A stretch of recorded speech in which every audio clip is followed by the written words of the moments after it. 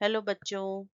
तो आज हम तुम्हारे एनसीईआरटी बुक के पेज नंबर 88 पे जो येलो बॉक्स में एटीपी दिया हुआ है उसके बारे में जानेंगे। बच्चों, ये एटीपी जो हम लोग जानते हैं adenosine triphosphate energy currency of the cell होता है। माइटोकॉन्ड्रिया में इसका प्रोडक्शन होता है। ठीक है। ये हमारे बॉडी को, हमारे सेल्स को एनर्जी देता है फॉर वेरियस सेलुलर एक्टिविटी। पर ये एटीपी बनता कैसे है? जब रेस्पिरेशन के समय जब एनर्जी रिलीज होता है तो वो energy along with the ADP, ADP का मतलब होता है एडिनोसिन डाइफॉस्फेट। ये डाइफॉस्फेट है, एटीपी ट्राइफॉस्फेट है। जब ये एडीपी इनऑर्गेनिक फॉस्फेट के साथ कंबाइन होता है अलोंग विद द एनर्जी, कौन सी एनर्जी? जो रेस्पिरेशन के समय रिलीज हुई है, वो क्या बनाता है? एटीपी बनाता है। जो एटीपी हम पढ़ते हैं एक्चुअली वो ADP plus inorganic phosphate plus energy, it gives ATP. ठीक है। तो तुमको यहाँ इस स्लाइड के ऊपर एडीपी का फुल फॉर्म भी दिख रहा है, पी इनऑर्गेनिक फॉस्फेट और एटीपी एडिनोसिन ट्राइफॉस्फेट। ठीक है। तो ये जो फॉस्फेट ग्रुप है वो उसको एडीपी के साथ जुड़ने के लिए किसकी जरूरत है? एनर्जी की जरूरत है। और वही एनर्जी वो किससे लेता है? रेस्पिरेशन से लेता है। और वही हमारा एटीपी फॉर्म करता है।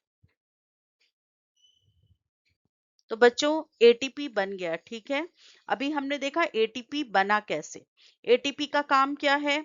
एंडोथर्मिक रिएक्शंस को मतलब जो भी सेल के अंदर एंडोथर्मिक प्रोसेसेस हो रहे हैं उसको एनर्जी देना, क्योंकि एंडो मींस वो एनर्जी के हेल्प, मतलब एनर्जी को एब्जॉर्ब करता है। ठीक है। रिसीव करके तब वो कोई रिएक्शन करता है। तो ये होता क्या है, ये एटीपी जो है वो टूटेगा किसके लिए? एनर्जी देने के लिए। तो ये वाटर के प्रेजेंस में एटीपी कब टूटेगा? In the presence of water. क्या बनाएगा? अगेन वो तुम्हारा जिससे जुड़ के बना था, किससे जुड़ के बना था? Adenosine diphosphate and inorganic phosphate. ठीक है। और प्लस वो तुम्हारा एनर्जी रिलीज करेगा। तो एटीपी, एक एटीपी मॉलिक्यूल जब ब्रेक होता है किसके प्रेजेंस में? वाटर के प्रेजेंस में। कितना एनर्जी प्रोवाइड करता है? 30.5 किलो जूल पर मॉलिक्यूल। मतलब एक मॉलिक्यूल एटीपी जब ब्रेक होता है वो 30.5 किलो जूल एनर्जी देता है। और वो टूट के फिर क्या बन जाता है? Adenosine diphosphate and inorganic phosphate. और large amount of energy is released. ठीक है। और वो किसके प्रेजेंस में टूटेगा? वाटर के प्रेजेंस में। ठीक है बच्चों। तो बच्चों, अब एटीपी कैसे बना, एटीपी कैसे टूटा, ये एनर्जी देने के लिए ये चीजें तुम्हें क्लियर हो गई हैं। अब ये एटीपी हमारे सेलुलर एक्टिविटीज में, कौन कौन से सेलुलर एक्टिविटीज में एनर्जी प्रोवाइड करता है? तो तुम दो चार एग्जांपल्स याद रखना है तुम्हें। मसल कॉन्ट्रैक्शन हो गया, प्रोटीन सिंथेसिस हो गया, एक्टिव ट्रांसपोर्ट के दौरान भी होता है जो तुमने क्लास 9th में पढ़ा था। एक्टिव ट्रांसपोर्ट के दौरान भी होता है। फिर नर्व इम्पल्स कंडक्शन जो हम लोग नेक्स्ट चैप्टर में पढ़ेंगे। ठीक है। तो वो वहां पर भी एटीपी की जरूरत पड़ती है और वो सारी सेलुलर एक्टिविटीज के अंदर आती हैं। कई बार कुछ मॉलिक्यूल्स का सिंथेसिस में भी इसका एटीपी का जरूरत पड़ता है। तुम्हारे एनसीईआरटी की बुक में एक एनालॉजी दी हुई है जिसमें एटीपी को कंपेयर किया गया है बैटरी के साथ। ठीक है। जैसे बैटरी एनर्जी देता है बहुत सारे काम को करने के लिए, उसी तरीके से एटीपी जो है वो भी एनर्जी सप्लाई करता है फॉर सेलुलर एक्टिविटीज। ओके। तो बच्चों, ये बात हुआ अभी तक रेस्पिरेशन के बारे में। देखो बच्चों, ये टॉपिक बहुत इंपॉर्टेंट टॉपिक है। ठीक है। तो एक बार हम इसका रिकैप देख लेते हैं। एनसीईआरटी में कौन से कुछ इंपॉर्टेंट पॉइंट्स हैं जो तुम्हें एकदम मेमोराइज कर लेना है। ठीक है। Energy currency of the cell ATP है। एनर्जी जो रेस्पिरेशन के दौरान जो एनर्जी रिलीज होती है, तो वो उससे ADP and inorganic phosphate combine होके क्या बनाते हैं, एटीपी बनाते हैं। एटीपी जो है उसका यूज होता है डिफरेंट सेलुलर एक्टिविटीज के अंदर। जो एटीपी है जब उसको वाटर मॉलिक्यूल के प्रेजेंस में वो ब्रेक होता है, ADP plus inorganic phosphate and very large amount of energy.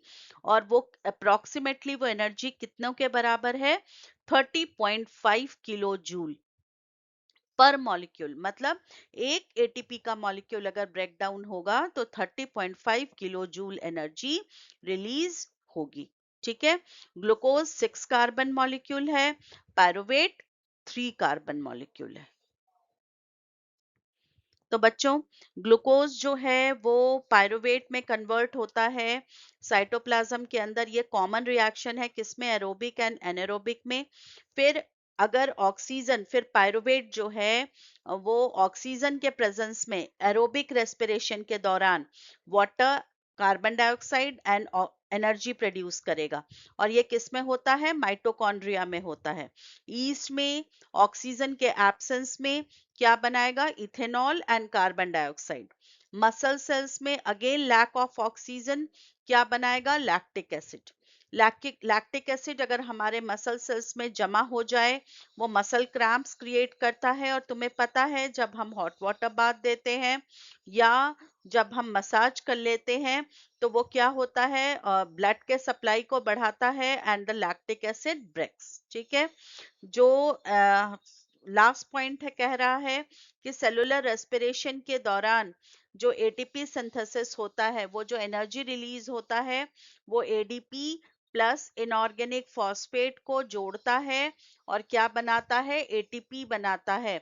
और वही एटीपी मदद करता है हमारे डिफरेंट सेलुलर एक्टिविटीज में। I hope the thing is very clear to you. और अगर तुम्हें मेरी वीडियो पसंद आई हो तो काइंडली लाइक एंड सब्सक्राइब। और हाँ, अगर कोई भी दिक्कत हो, किसी भी तरह का अगर तुम्हें कंफ्यूजन होता है, तो तुम मुझे कमेंट बॉक्स में मैसेज कर सकते हो। Thank you students.